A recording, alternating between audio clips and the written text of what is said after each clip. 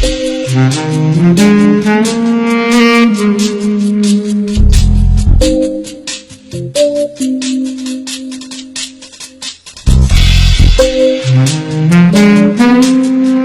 promulgation of the Interstate Succession Law (PNDC Law 111) in June 1985 was greeted with joy by the women of Ghana.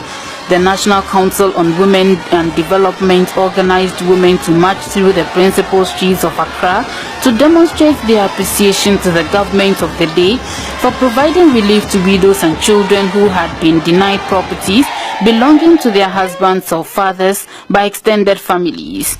The memorandum to the law states that its promulgation was aimed at removing anomalies in the existing law relating to interstate succession, recognized the growing importance of the nuclear family as against the extended family. Before the PNDC Law 111, there were existing rules that govern our inheritance system, and these depended on the type of marriage, one's religious background, and the systems that applied.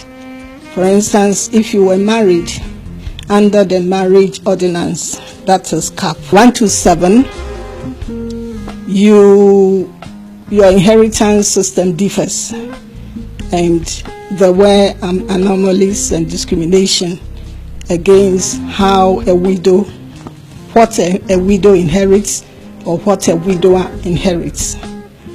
Then also, if you marry under the customary law, again the rules differ. If you married under the Mohammedan marriage ordinance, that is Cap 129, there was a requirement that the marriage had to be registered. And again, a number of Muslim women were not even aware of the registration requirements. So this necessitated the need to have a unified system of inheritance, which will also remove discriminatory practices. One day, my father came to see me in the house, and he said, I've been reading that you are doing some work with women and wanting to bring in new laws and so on. There's one thing that I think that if you do and do right and do it properly, it will help all Ghanaian women, and it will also improve on the quality of life for those who lose their husbands or lose their wives. So I asked him what it was, and he said it's the law of inheritance, and that invariably when a man dies, his children are thrown out of the house, and the wife, of course, and that then creates serious problems. So if we can have a law that can protect women and children in this respect, it will help to augment that situation. So I bounced it off Mr. Chachuchikata, and Mr. Chachuchikata told me the best person to go and see would be Mrs. Anijage, Justice Anijage. So we went to see he booked an appointment. We went to see Mrs. Anijage. Mrs. Anijage then said, my goodness, this is the best thing you can do for me before I die.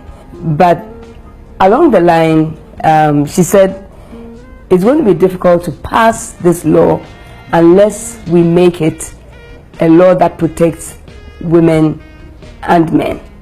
So the interstate law should be a law that actually protects widows and widowers.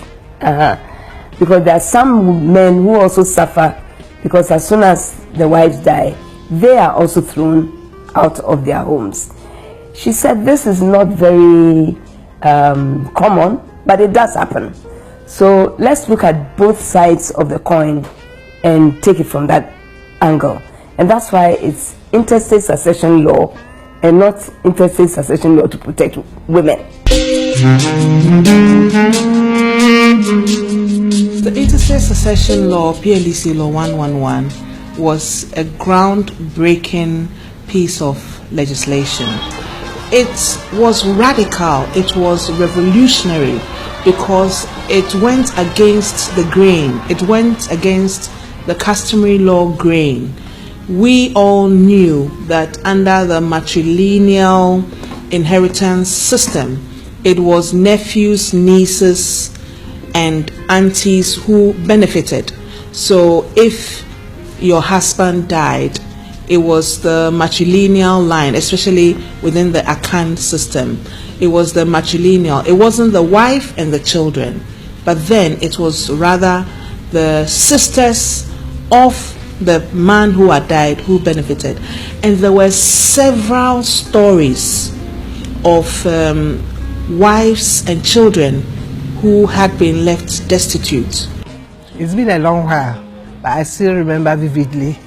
It was not the most perfect, but something that will address the inherent, injustice being meted to our women and children on the death of their spouse. So that is why it says that if you die intestate, at least your wife should not be thrown out, and all children, whether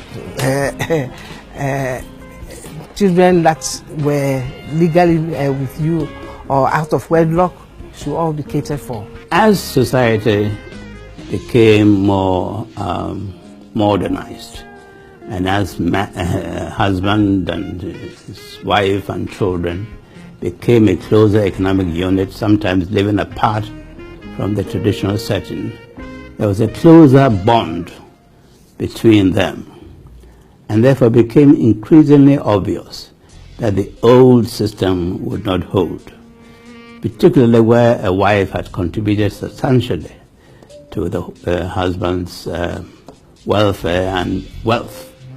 It was then felt that something more had to be done. So this realization led to the feeling that widows and children should be better catered for by law. And I can tell you that in 1962-63, an attempt was made to correct this by legislation. I was a member of the Law Reform Commission at that time, and that attempt failed.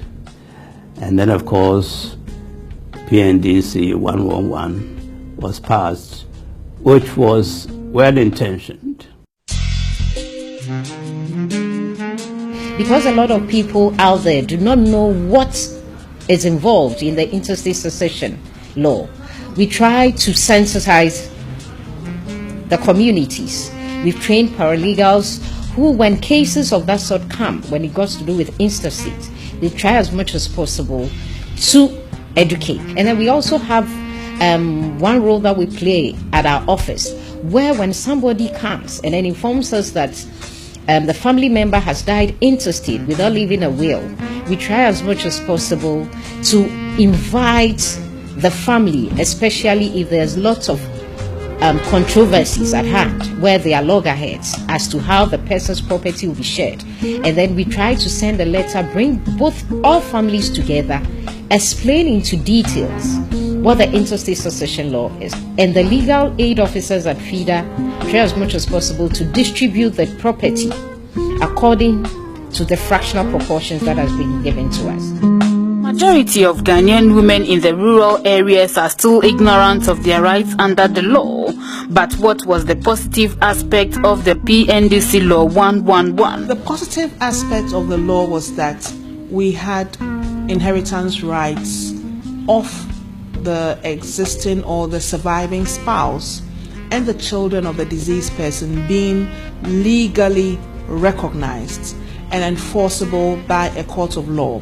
So after PNDC Law 111 in 1985, we actually had cases being adjudicated in courts based on PNDC Law 111. A groundbreaking, revolutionary and radical law which made a marked departure from our customary law of patrilineal and matrilineal inheritance. However, it came with its own challenges. It was a good law. However, with implementation, a lot of challenges were identified. And I think this has also necessitated a review of the existing law? Unfortunately, there were many flaws in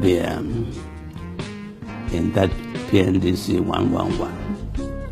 One of them was a failure to study the social system before promulgating the law.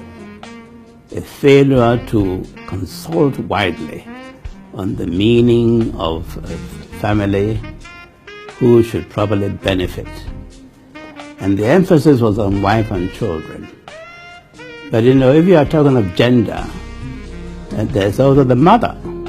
The mother may have contributed, sacrificed a lot to the upbringing of the deceased. Another major problem of this law and any subsequent law is that if the marriage, the succession system is built or based on long established traditions or religion, it is difficult to change this by statute.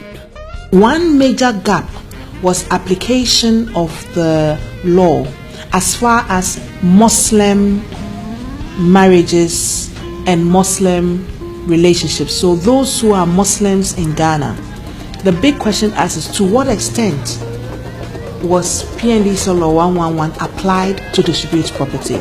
Because under the Holy Quran, there is a way that property is distributed. So PNDC Law 111 came into direct conflict.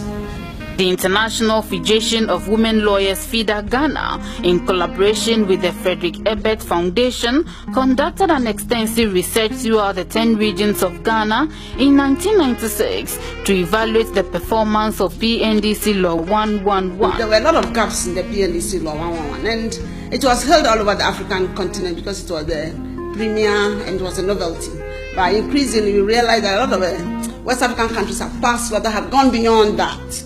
So we started sending concept notes and documents and everything to the Attorney General's department. So we started this journey from 2009, and we've been doing a lot of lobbying with Parliament. We've been campaigning. We've trained Parliament. We've done with especially the committee, that's the Constitutional, Legal and Parliamentary Committee in Parliament, and then the Gender Committee, Gender and Children Committee in Parliament. We've had numerous meetings with them. But as it is, every 4 years, because of the change of government, new people come on board, so we continue to train and all that. The new bill introduces new phenomena like polygamous relationships. That there's provision for the wife, there's provision for the children, there's provision. There are new terminologies now for what is contribution.